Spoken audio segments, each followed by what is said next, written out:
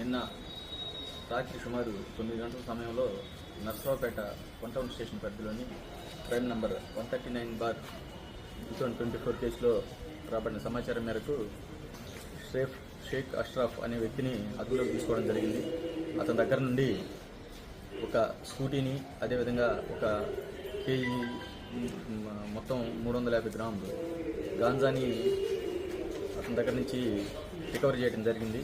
తర్వాత అతను విచారిస్తే తన దగ్గర గతంలో దొంగతనం చేసిన మరొక 5 బళ్ళ సమాచారాలు కూడా తెలియజేశాడు. వాటిని కూడా వెళ్ళి రికవర్ చేయడం జరిగింది. మొత్తం దాదాపుగా 6 లక్షల రూపాయలు విలువ చేసే వెహికల్స్ని, గాంజాని కూడా మేము అతని దగ్గర నుంచి రికవర్ చేసి ఈరోజు అరెస్ట్ చేసి కోర్టుకి రిమాండ్కి పంపించడం జరుగుతుంది.